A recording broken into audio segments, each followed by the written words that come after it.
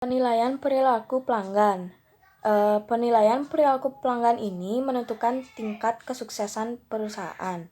Oleh karena itu, beberapa organisasi percaya bahwa pentingnya untuk mendapatkan masukan kinerja dari sumber yang kritis ini.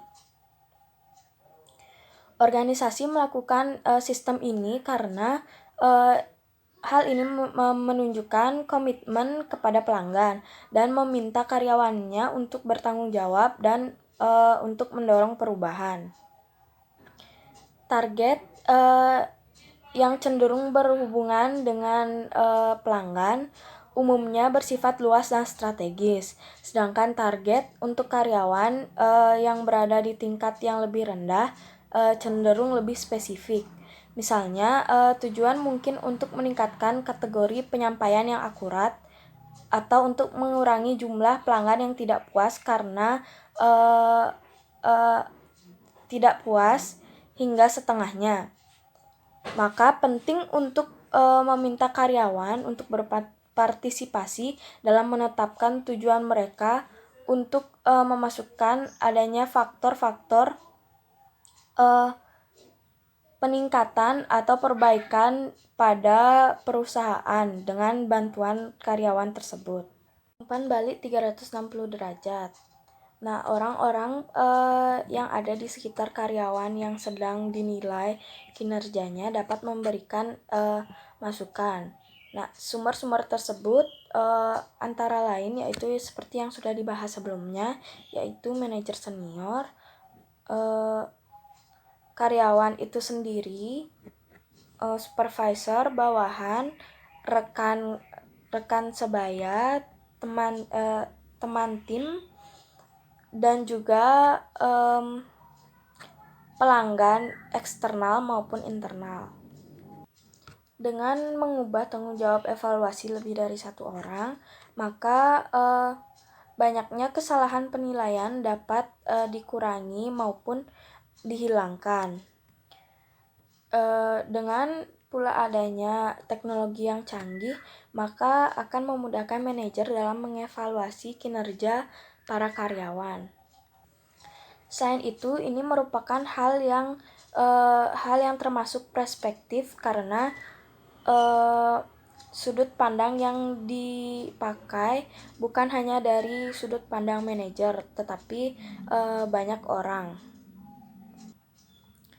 Yang mana hal tersebut dapat memberikan rasa adil terhadap evaluasi kinerja karyawan dan meminimalkan bias hasil yang terjadi dari pandangan yang terbatas.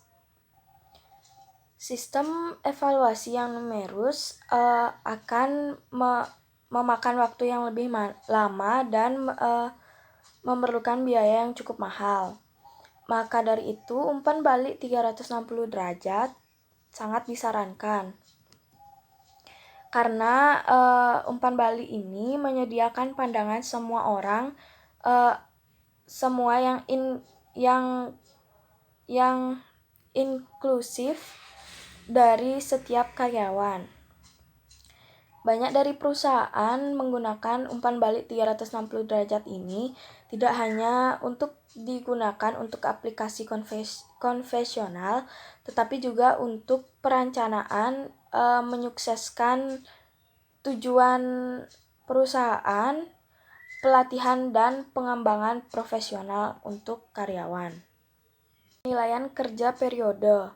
Penilaian kinerja formal ini biasanya disiapkan pada interval tertentu.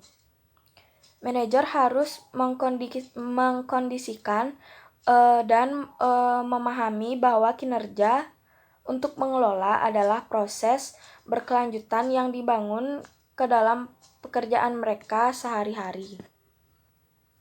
Dalam iklim bisnis seperti ini, perusahaan lebih cenderung mempertimbangkan kinerja pada pemantauan.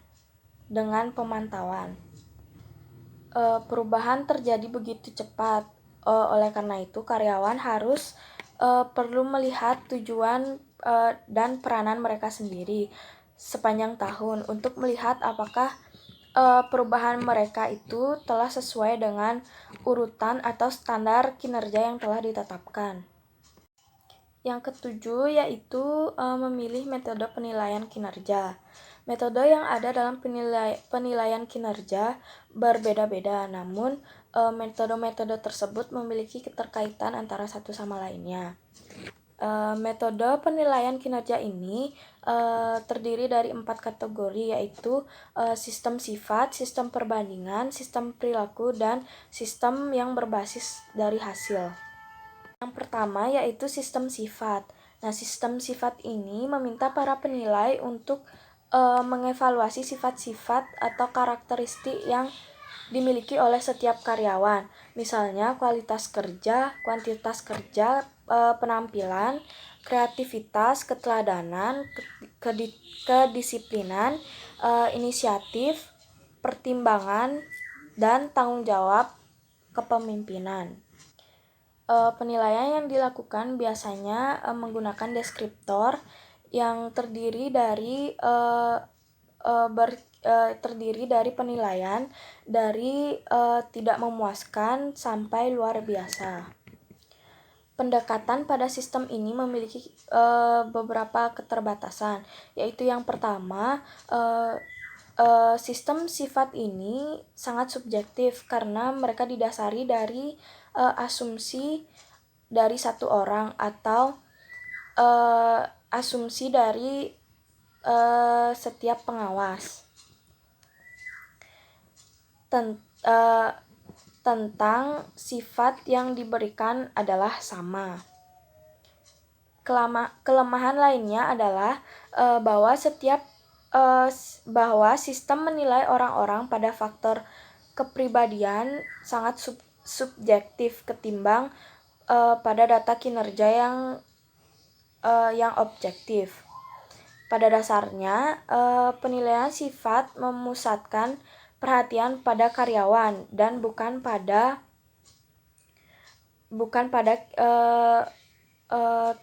kinerja mereka. Bukan pada kinerja pekerjaan mereka. Karyawan mungkin hanya sekedar akan membela diri ketimbang berupaya untuk memahami peranan sifat tertentu dalam membentuk prestasi mereka dan kemudian mengambil tindakan korektif. Sistem perbandingan. Sistem perbandingan mengevaluasi kinerja karyawan yang diberikan terhadap karyawan lain. Dengan bentuk sederhana, supervisor akan memberikan peringkat pada setiap karyawan dan menetapkan hierarki mereka. Misalkan ada karyawan yang memiliki prestasi yang cukup baik untuk perusahaan, maka karyawan tersebut akan diberikan peringkat yang tertinggi. Nah, karyawan mungkin akan dikelompokkan pada kinerja keseluruhan ataupun pada berbagai sifat. Pendekatan alternatif tersebut disebut dengan metode distribusi. Metode distribusi paksa penilaian kinerja dan kadang-kadang disebut dengan sistem penilaian atau peringkat yang ditumpuk, yang mana sistem tersebut menugasi karyawan untuk dikelompok-kelompokkan yang mewakili seluruh kisaran kinerja. Misalnya 3 kategori yang digunakan adalah yaitu yang terbaik, yang moderat, dan yang jelek. Pendekatan distribusi paksa ini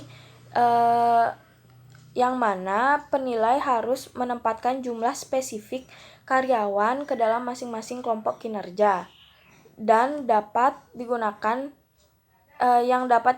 dengan metode yang spesifik.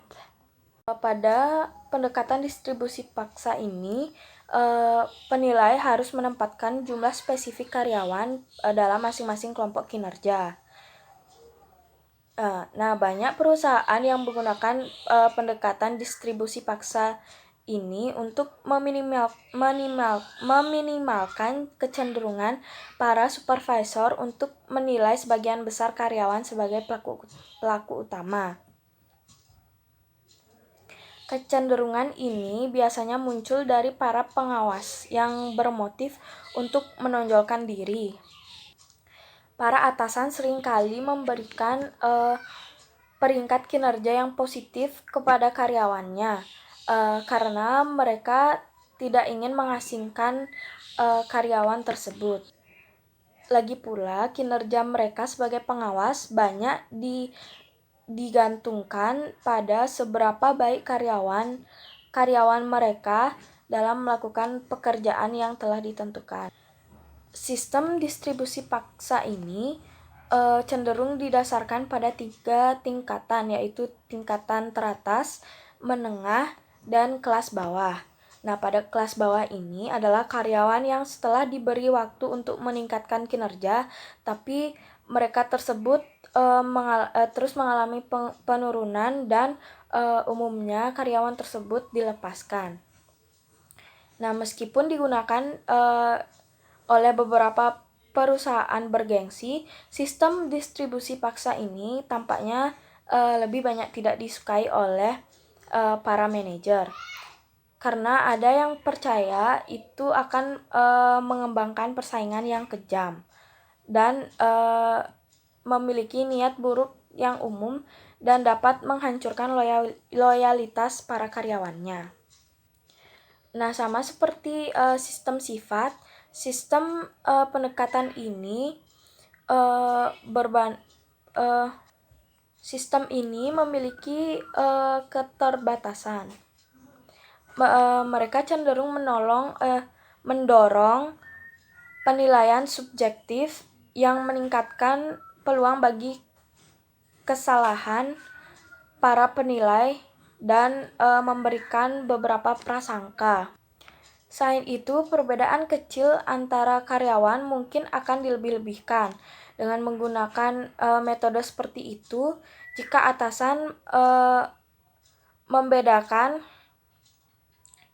antara tingkat kinerja karyawan. Nah, sistem perilaku karyawan. Sistem perilaku karyawan ini menilai sejauh mana mereka telah menampilkan perilaku yang sukses. Nah, berbeda dengan sistem sifat dan metode perbandingan, metode perilaku ini menilai perilaku kerja karyawan dengan objektif. Nah, jika dikembangkan dan diterapkan dengan benar, metode perilaku akan memberikan hasil yang relatif bebas dari kesalahan dan prasangka yang lebih buruk. Nah, ada 3 tipe dalam metode perilaku ini, yaitu antara lain yang pertama yaitu teknis kritis atau CET,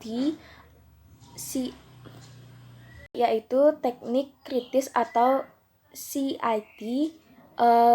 Yang kedua yaitu perilaku yang terpengaruh pada timbangan peringkat atau BAR dan skala observasi perilaku yaitu BOS. Nah, pada teknik CIT ini akan menuntut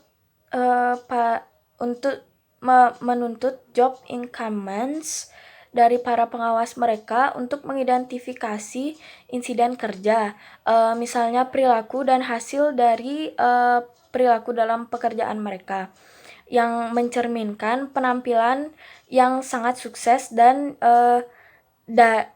jauh dari yang tidak berhasil. Nah, sang penyelia atau pengawas kemudian mengamati para karyawannya dan mencatat kinerja mereka pada aspek pekerjaan yang kritis ini. Pengawas biasanya menilai karyawan mereka tentang seberapa sering mereka menunjukkan perilaku yang digambarkan dalam setiap insiden kritis tersebut.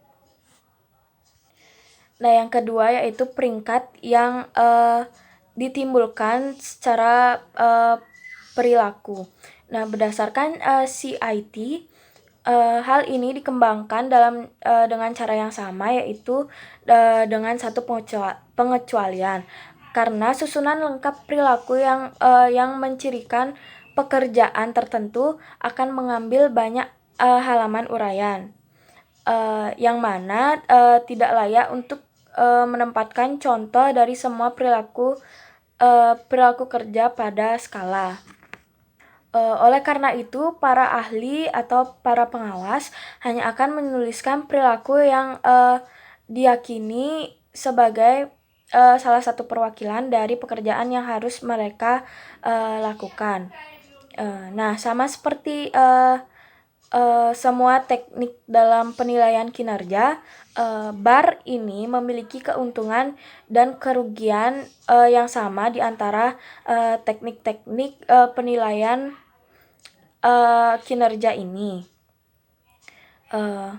Teknik BAR adalah yang paling dapat dipertahankan di pengadilan karena didasarkan pada perilaku kerja yang nyata.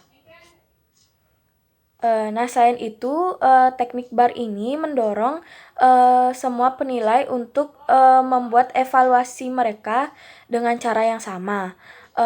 Mungkin kerugian utama dari BAR ini adalah kesulitan untuk mengembangkan dan mempertahankan data dari volume yang diperlukan untuk membuatnya efektif. Begitu pula metode ini memerlukan perusahaan untuk menetapkan atau mempertahankan dokumen-dokumen yang digunakan untuk penilaian dan menempatkan mereka berbeda untuk setiap pekerjaan. Seperti jika terjadinya perubahan pekerjaan dari waktu ke waktu, maka dokumentasi tersebut harus diperbarui untuk setiap pekerjaan. Yang ketiga yaitu sistem perilaku lainnya atau skala observasi perilaku atau BOS.